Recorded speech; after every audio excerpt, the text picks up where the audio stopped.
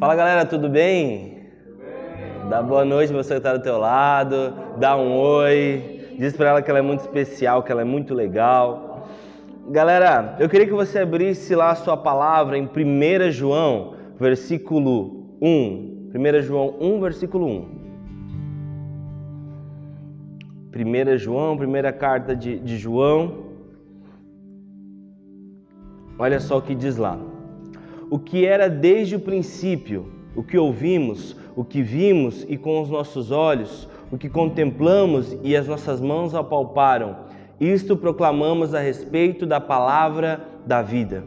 A vida se manifestou, nós a vimos e dela testemunhamos e proclamamos a vocês a vida eterna, que estava com o Pai e nos foi manifestada. Nós proclamamos o que vimos e ouvimos para que vocês também tenham comunhão conosco. Nossa comunhão é com o Pai e com seu Filho Jesus Cristo. Escrevemos essas coisas para que a nossa alegria seja completa. Essa é a mensagem que dele ouvimos e transmitimos a vocês. Deus é luz e nele não há treva alguma. Vamos orar. Papai, nós te louvamos. Realmente a sua palavra é viva e eficaz e nós queremos aprender mais de ti. Abra o nosso coração, Pai. Nós somos tão pequenos, Pai, comparados com a tua glória, mas sabemos que quando realmente o Senhor fala conosco, nós somos plenamente preenchidos e somos mudados e transformados, Pai. Então eu te peço que o Senhor realmente venha falar conosco nessa noite. Em nome de Jesus. Amém. Amém. Meus irmãos, eu quero falar um pouquinho acerca da igreja. E, obviamente, Jesus Cristo é aquele que fundou a igreja. Jesus Cristo veio até nós, né? Como um menino nasceu, como diria a música, e ele veio até nós cheio de graça e verdade, morreu por nós. E ele começou algo que nós hoje chamamos de igreja. Ele começou seu ministério com 12 pessoas, começou a ministrar as mensagens realmente que para alguns geraram escândalo, para outros geraram vida. E por fim, antes de subir aos céus, ele falou: ei, galera, eu preciso que vocês façam o mesmo, que vocês façam discípulos de todas as nações e vão por todo o mundo.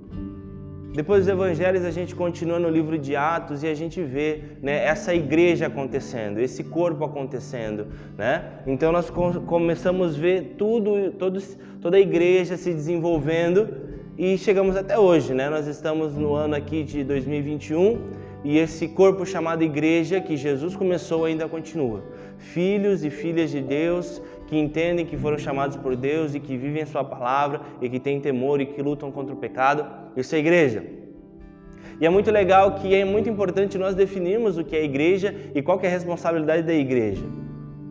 Porque uma das coisas que esse texto fala que é muito importante, ele fala o seguinte: Deus é luz e nele não há treva alguma.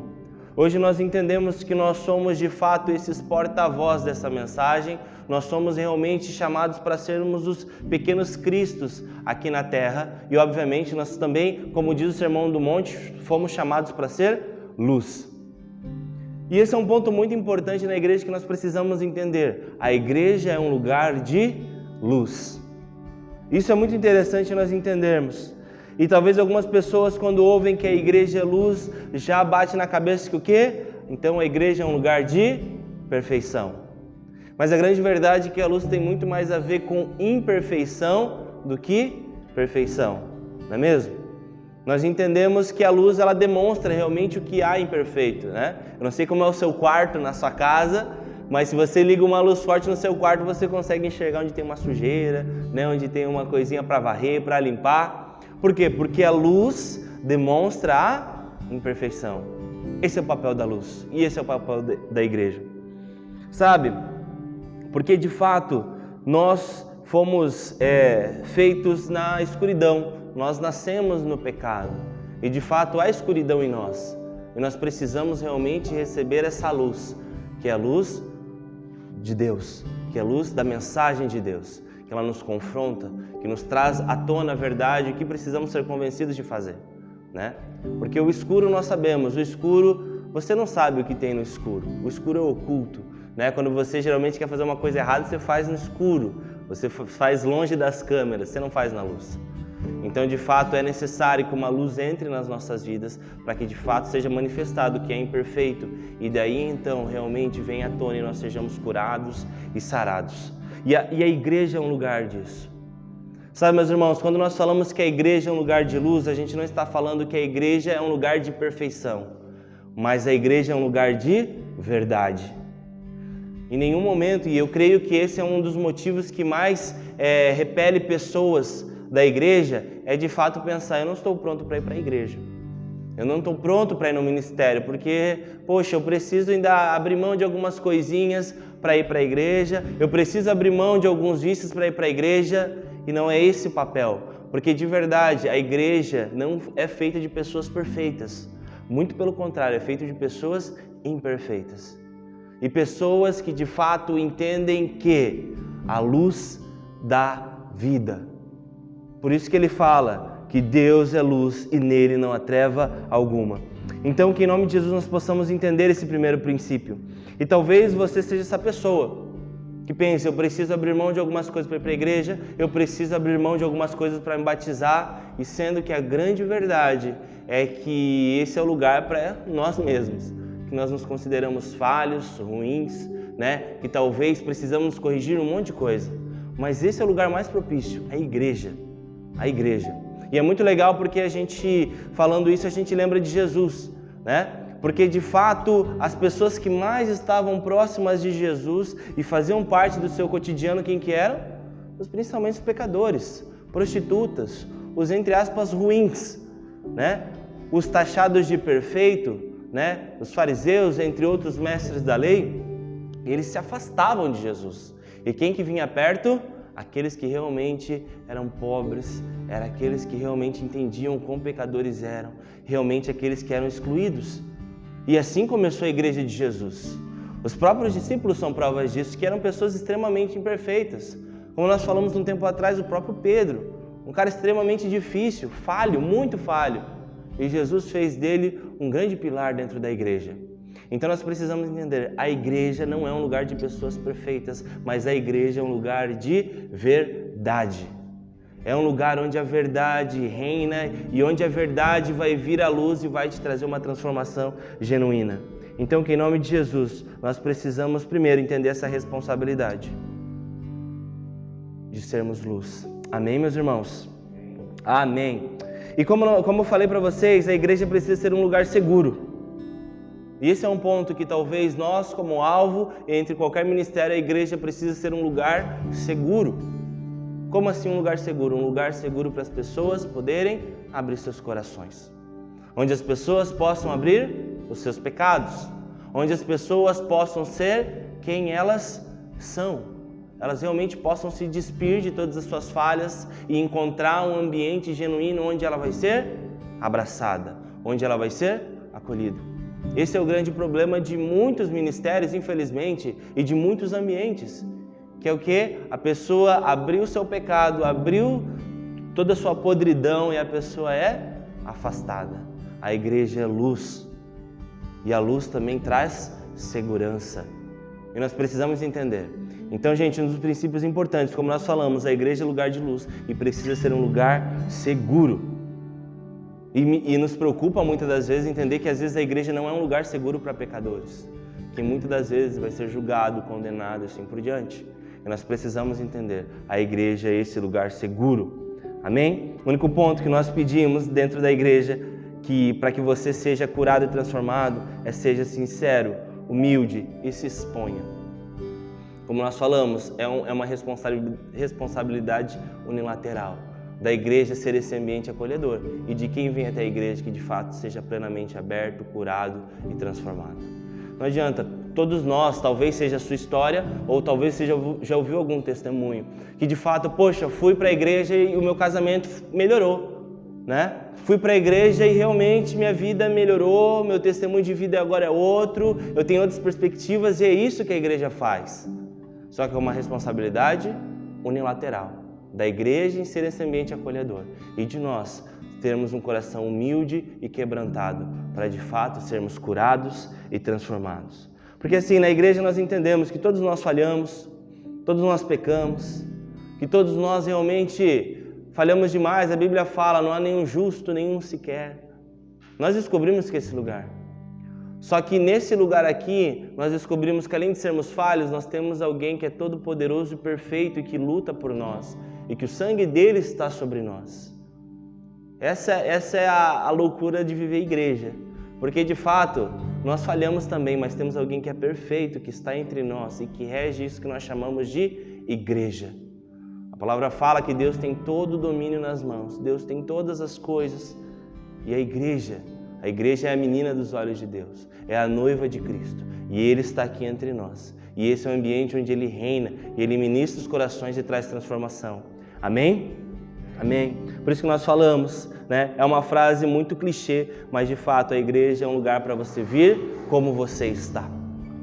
Venha como você está, e pode ter certeza que Deus não vai permitir que você fique da mesma forma. Porque Deus vai te transformar e vai te abençoar muito. Amém? Amém, meus irmãos? Vocês estão aí? Amém. Por isso que 1 João, no versículo 6, lá no capítulo 1, fala, né? Se afirmamos que temos comunhão com Ele, mas andamos nas trevas, mentimos e não praticamos a verdade. Isso é muito legal porque, como nós falamos, né? De fato, nós continuaremos ainda falhando, nós continuaremos ainda por vezes tropeçando, mas nós estaremos no ambiente de luz. E de fato, esse ambiente de luz rapidamente vai trazer a correção.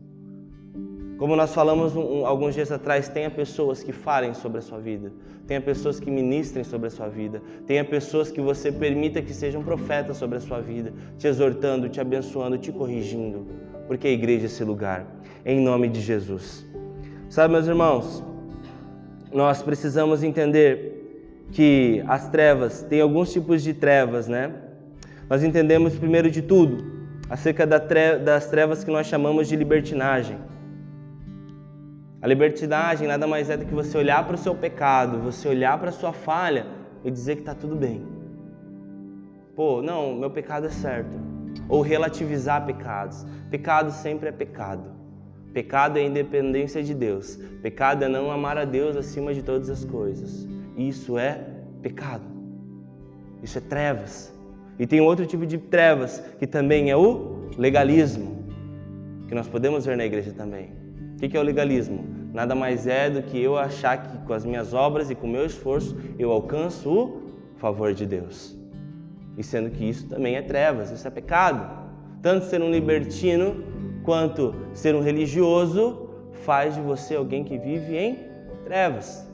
Nós pregamos recentemente sobre isso e falamos. Na história do filho pródigo, os dois filhos estavam incorretos. Um por estar distante do pai, né, geograficamente, e outro por estar longe do pai de coração, de forma cardíaca. Mas ambos estavam longe do pai, e ambos estavam errados, e ambos estavam em pecado, e ambos precisavam amar o pai. Então, como nós falamos, nós não estamos isentos de falhar, mas aqui nós constantemente falamos de luz, falamos de transformação e falamos de arrependimento. Amém, meus irmãos? Vocês estão aí ou não? Amém, amém, amém. Eu queria que você abrisse agora comigo em João, capítulo 8, a partir do versículo 3.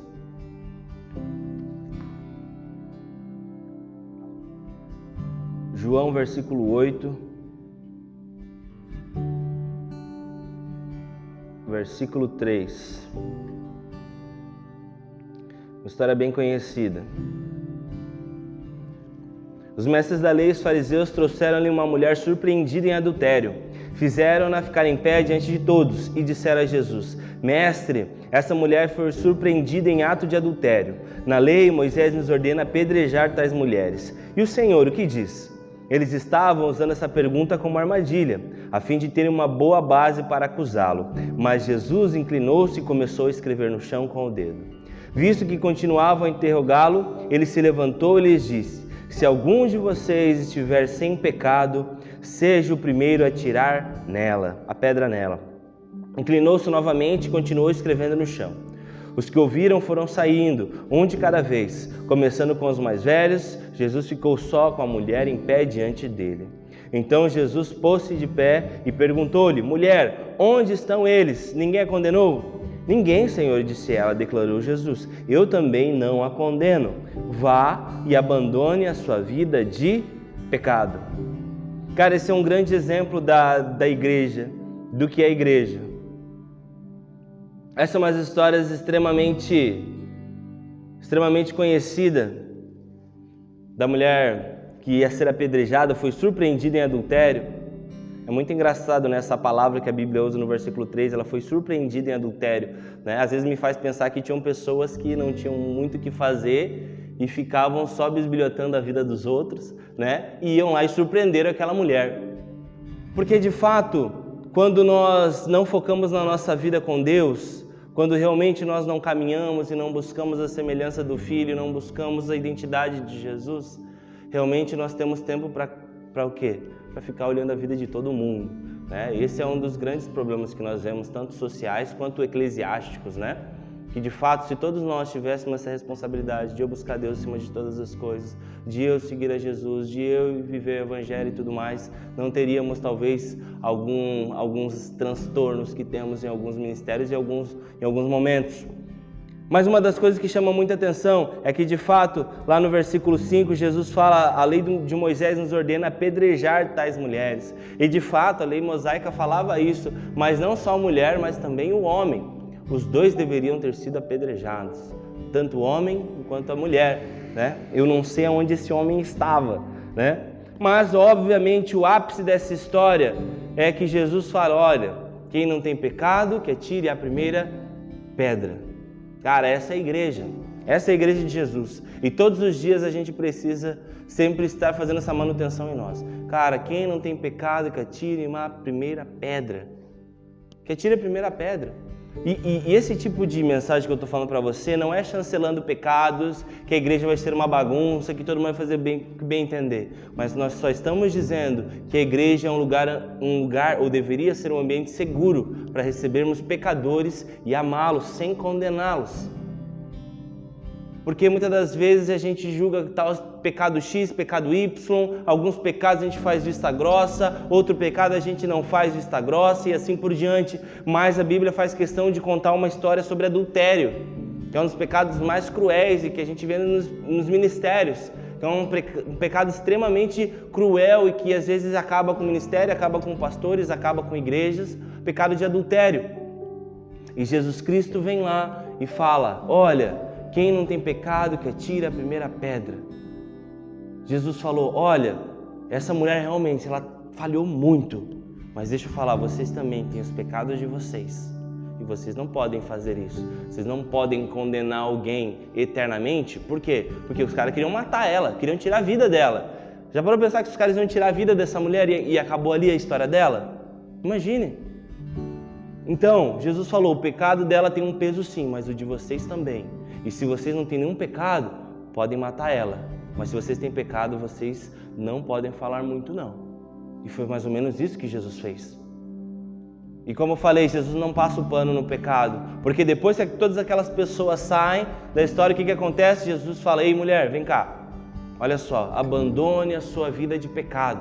Pode ir, mas abandone, se arrependa e viva a sua vida. Isso que a igreja faz.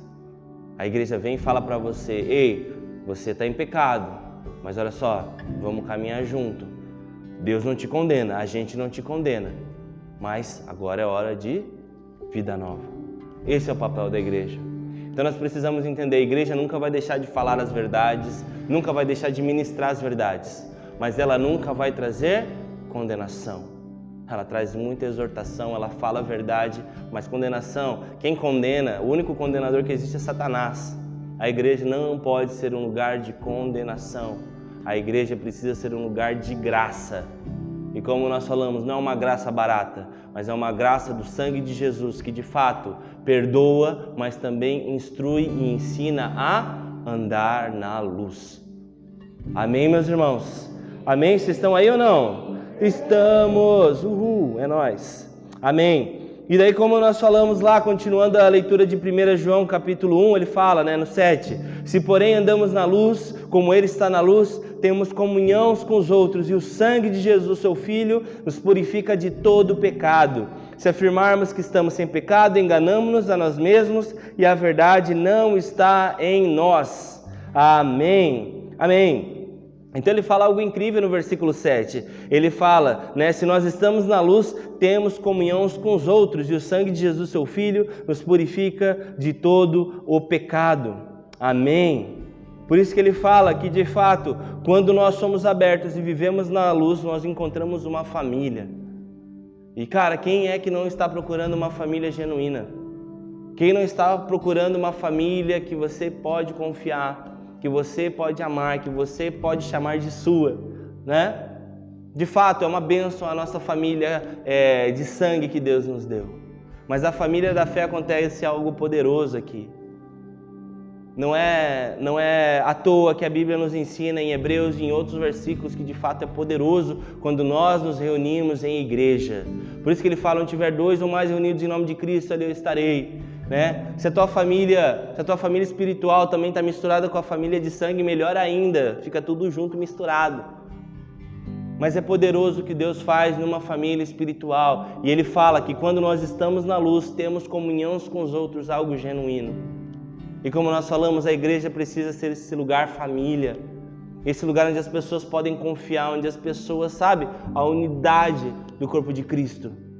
Porque de fato é isso que o corpo faz, o corpo ele anda unido, o meu braço não funciona direito sem minhas mãos, sem meus dedos e assim por diante. Essa é a igreja, mas por quê? Família, entrosadas em unidade. É assim que nós somos chamados para vivermos. E que em nome de Jesus nós possamos viver isso. Que a nossa igreja venha a ser uma família espiritual, venha a ser um ambiente realmente de graça, de bondade, de amor, de compaixão, de vida, sem faltar a verdade. É em nome de Jesus.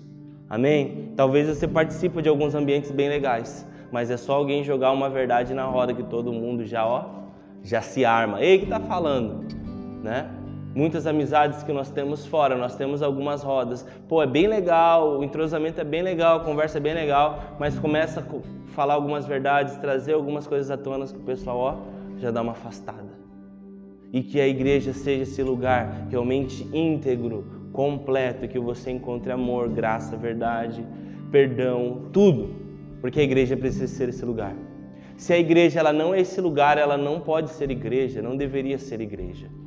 Porque é essa igreja que Jesus Cristo teve a expectativa quando Ele começou tudo isso.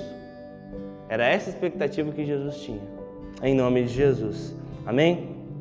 Por isso que daí ele termina esse capítulo 1 falando, no versículo 9, se confessarmos nossos pecados, Ele é fiel e justo para perdoar os nossos pecados e nos purificar de toda injustiça. Se afirmamos que não temos cometido pecado, fazemos de Deus um mentiroso e Sua palavra não está em nós. Amém?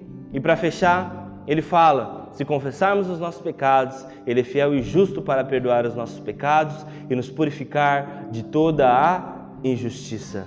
Amém? Como nós falamos, a igreja é esse ambiente de nós chegarmos quem nós somos.